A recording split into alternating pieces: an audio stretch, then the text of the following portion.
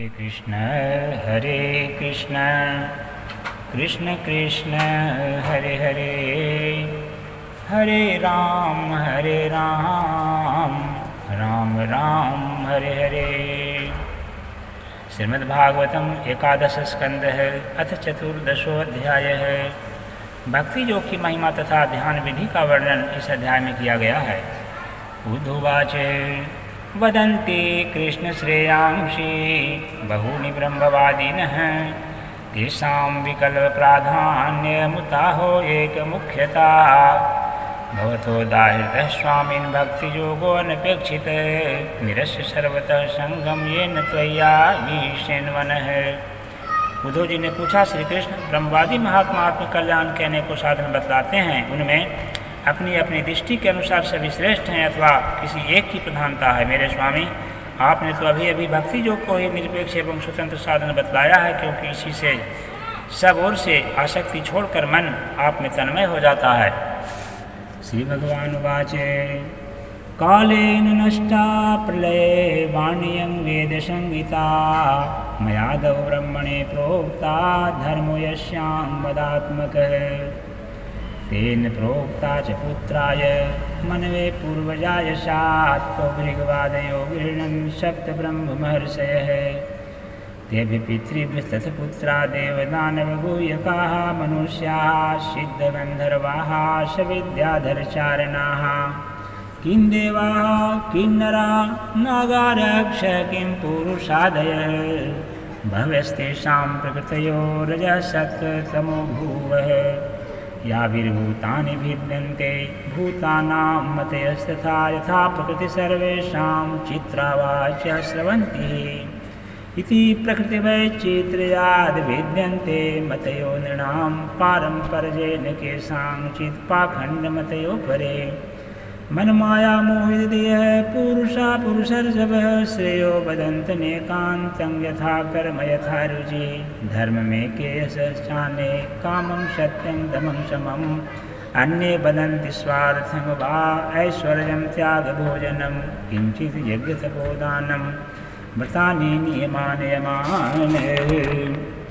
आद्यन्ते वै शां लोकाः कर्म विनिर्मिताः दुःखोदर्कास्तमो निष्ठाः क्षुद्रानन्ता सुचारपीताः। श्री भगवान श्री कृष्ण ने कहा कि उद्धव, यह वेदवाणी समय के फेर से प्रलय के अवसर पर लुप्त हो गई थी। फिर जब सृष्टि का समय आया तब मैंने अपने संकल्प से ही इसे ब्रह्मा को उपदेश किया। इसमें मेरे भागवत धर्म का ही वर्णन है। ब्रह्मा ने अपने ज्येष्ठ पुत्र स्वयंभू मनु को उपदेश किया और उनसे भृगु अंगिरा मरीचि कुलह अत्रि पुलस्त और क्रतु इन 7 प्रजापति महर्षियों ने ग्रहण किया। तदंतर इन ब्रह्मर्षियों की संतान देवता दानव गुह्यक मनुष्य सिद्ध गंधर्व विद्याधर चारण किन्देव किन्नर नाग राक्षस और किम पुरुष आदि ने इसे अपने पूर्वज इन्हीं ब्रह्मर्षियों से प्राप्त किया। सभी जातियों और व्यक्तियों के स्वभाव, उनकी वासनाएं सत्व रज और तमोगुण के कारण भिन्न भिन्न है, इसलिए उनमें और उनकी बुद्धि वृत्तियों में भी अनेकों भेद है। इसलिए वे सभी अपनी अपनी प्रकृति के अनुसार उस वेदवाणी का भिन्न भिन्न अर्थ ग्रहण करते हैं। वह वाणी ही ऐसी अलौकिक है कि उससे विभिन्न अर्थ निकलना स्वाभाविक ही है। इसी प्रकार स्वभाव भेद तथा परंपरागत उपदेश के भेद से मनुष्यों की बुद्धि में भिन्नता आ जाती है और कुछ तो बिना किसी विचार के वेद विरुद्ध पाखंड मतावलंबी हो जाते हैं। प्रिय उद्धव, सभी की बुद्धि मेरी माया से मोहित हो रही है। इसी से वे अपने अपने कर्म संस्कार और अपनी अपनी रुचि के अनुसार आत्मकल्याण के साधन भी एक नहीं अनेकों बदलाते हैं। पूर्व मीमांसक धर्म को, साहित्याचार्य रस को, काम शास्त्री काम को, योग वेता सत्य और समदम आदि को, दंड नीतिकार ऐश्वर्य को, त्यागी त्याग को और लोकायतिक भोग को ही मनुष्य जीवन का स्वार्थ परम लाभ बतलाते हैं।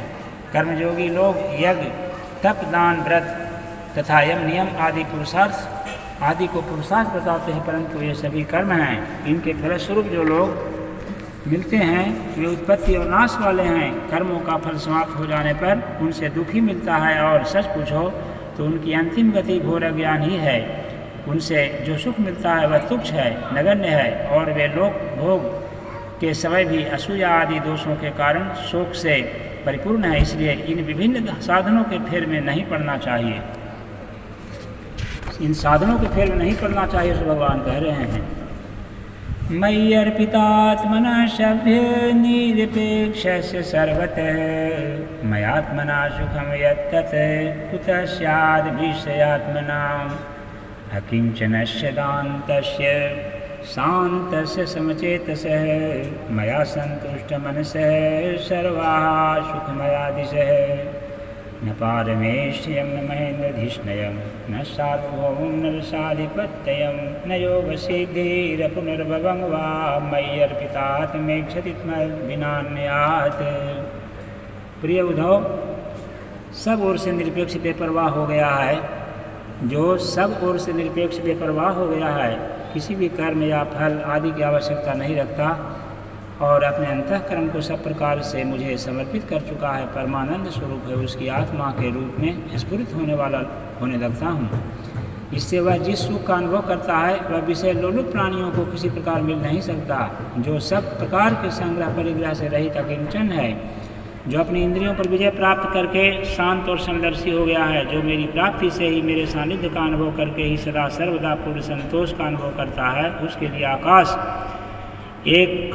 का एक एक कोना आनंद से भरा हुआ है। जिसने अपने को मुझे सौंप दिया है वह मुझे छोड़कर न तो ब्रह्मा का पद चाहता है और न देवराजेंद्र का। उसके मन में न तो सार्वभौम सम्राट बनने की इच्छा है और न वह स्वर्ग से भी श्रेष्ठ रसातल का स्वामी होना चाहता है। वह योग की बड़ी बड़ी सिद्धियों और मोक्ष तक की अभिलाषा नहीं करता।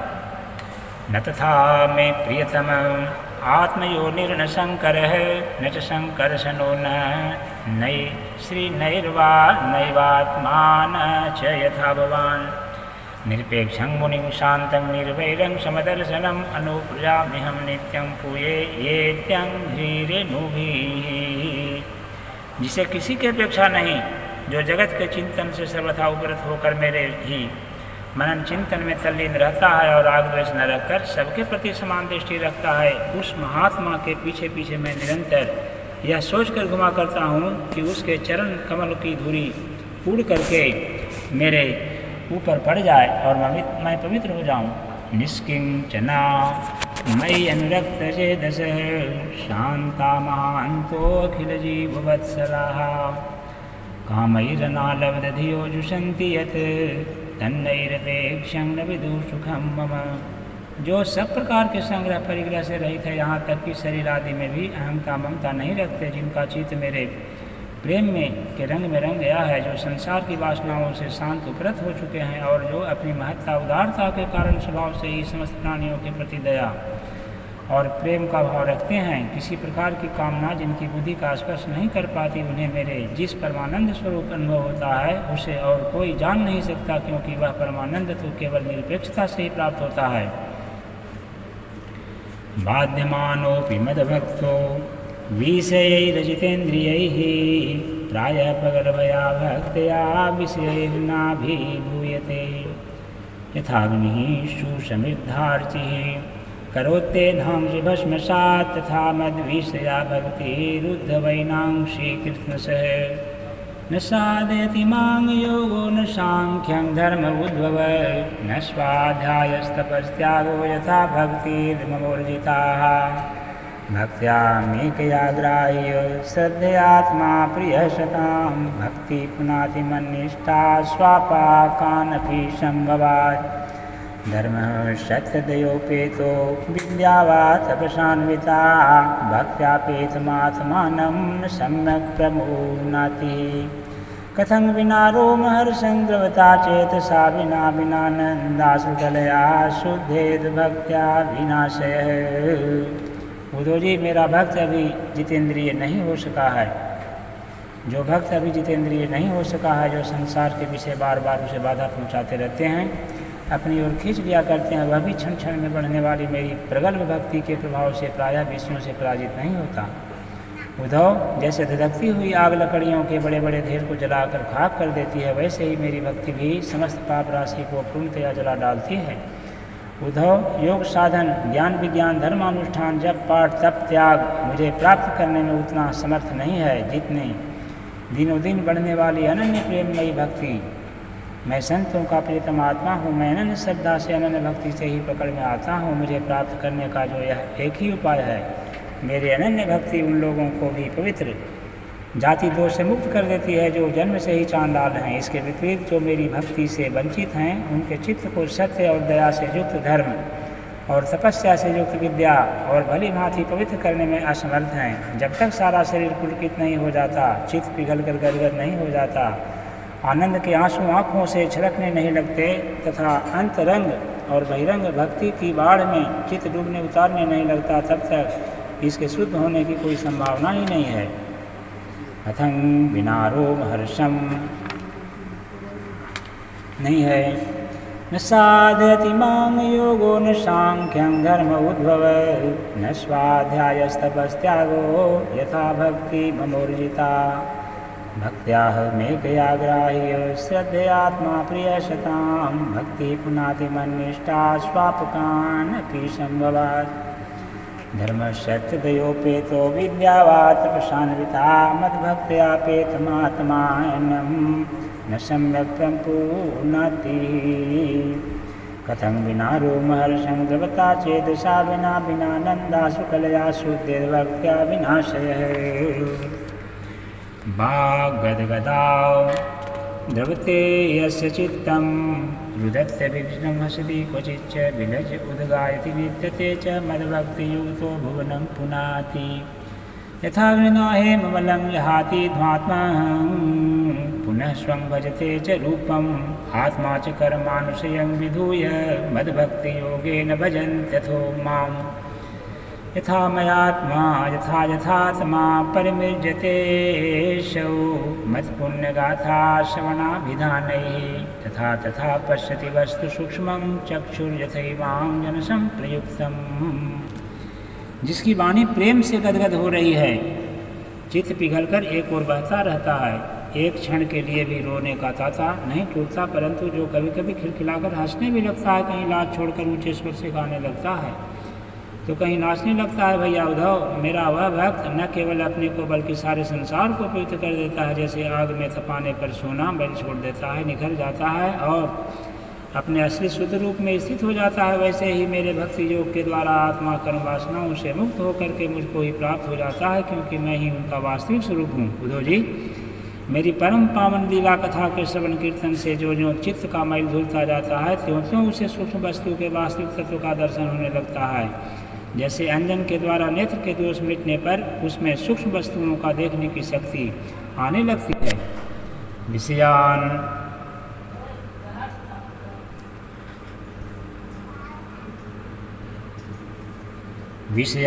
ध्यायतश्चित्तं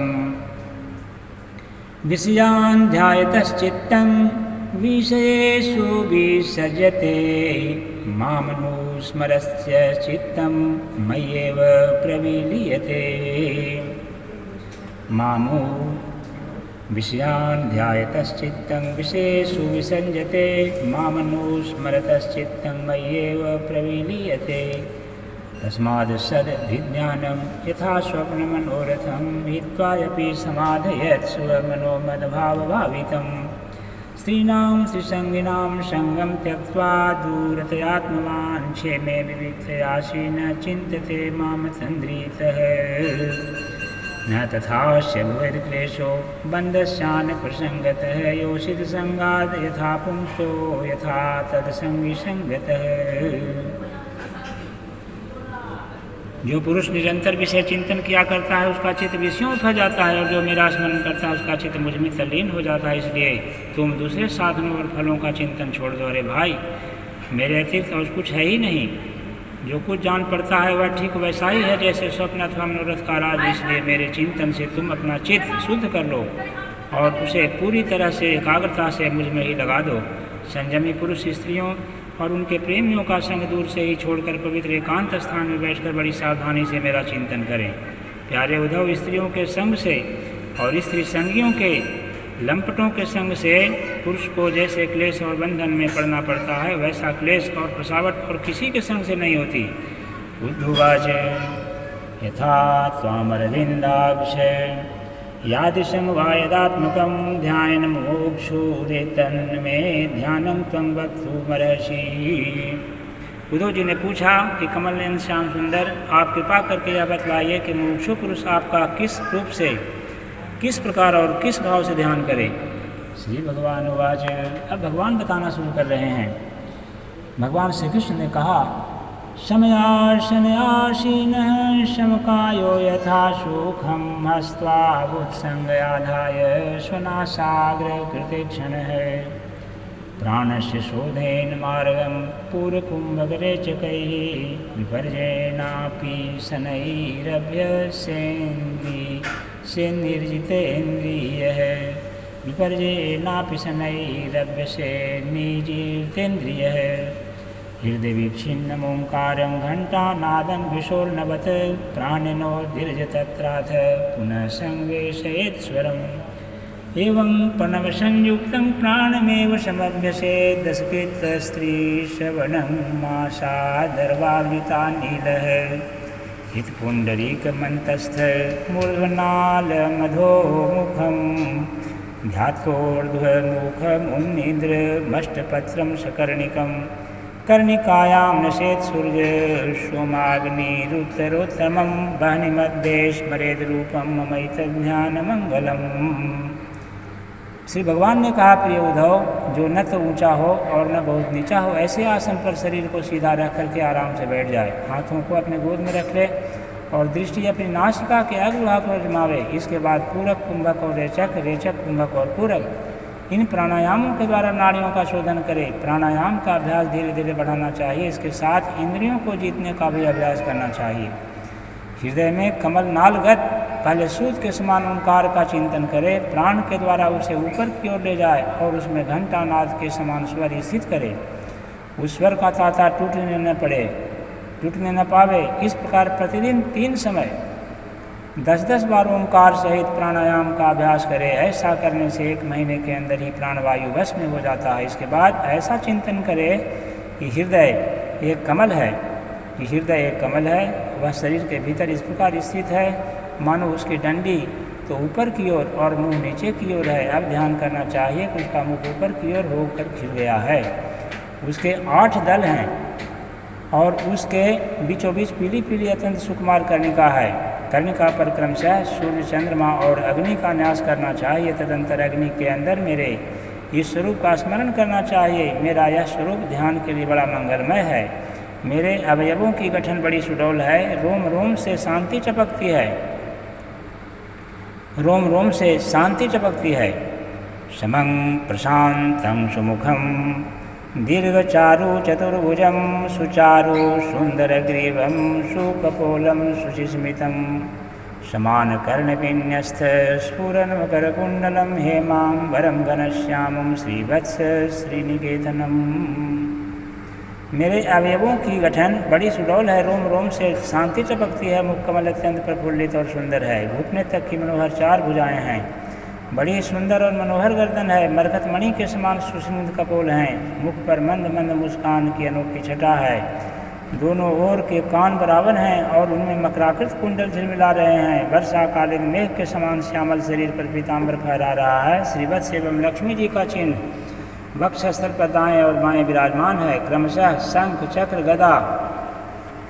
चक्र और गदा एवं पद्म धारण किए हुए हैं।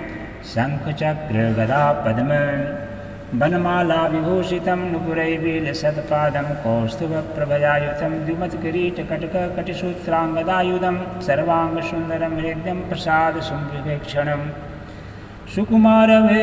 सुकुमारमे ध्यायेत सर्वांगेषु मनोदधत।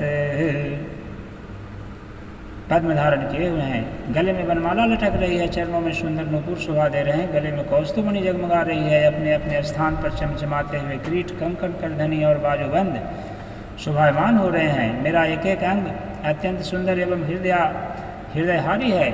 सुंदर मुख और प्यार भरी चितवन कृपा प्रसाद की वर्षा कर रही है। उद्धव, मेरे इस सुकुमार रूप का ध्यान करना चाहिए और अपने मन को एक एक अंग में लगाना चाहिए।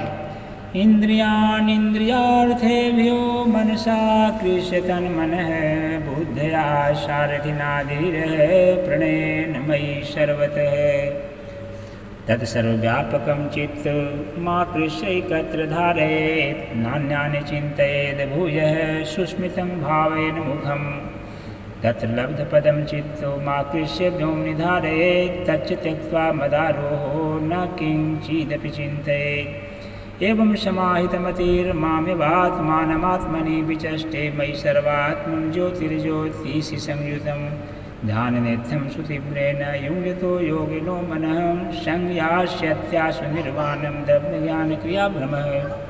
बुद्धिमान पुरुष को चाहिए कि मन के द्वारा इंद्रियों को उनके विषयों से खींच ले और मन को बुद्धि रूप सारथी की सहायता से मुझ में लगावे, चाहे मेरे किसी भी अंग में क्यों न लग जाए। जब सारे शरीर का ध्यान होने लगे तब अपने चित्त को खींच करके एक स्थान में स्थिर करे और अन्य अंगों का चिंतन न करके केवल मंद मंद मुस्कान की छटा से युक्त मेरे मुख का ही ध्यान करे। जब चित्त मुखारविंद में ठहर जाए तब वहाँ से हटा करके घटाकाश में स्थित करे। तदंतर आकाश का भी चिंतन भी त्याग कर मेरे स्वरूप में आरूढ़ हो जाए और मेरे सिवा किसी भी वस्तु का चिंतन न करे। जब इस प्रकार चित्त समाहित हो जाता है तब जैसे एक ज्योति दूसरे ज्योति से मिलकर के एक हो जाती है, वैसे ही अपने में मुझे और मुझ सर्वात्मा में अपने को अनुभव करने लगता है। जो योगी इस प्रकार तीव्र ध्यान योग के द्वारा मुझ में ही अपने चित्त का संयम करता है, उसके चित्त से वस्तु की अनेकता तत्संबंधी ज्ञान और उनकी प्राप्ति के लिए होने वाले कर्मों का भ्रम शीघ्र निवृत्त हो जाता है। इति श्रीमद्भागवते महापुराणे पारमहंस्यां संहितायाम् एकादशस्कन्धे चतुर्दशोऽध्यायः। हरे कृष्ण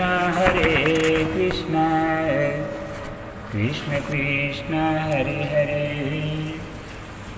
हरे राम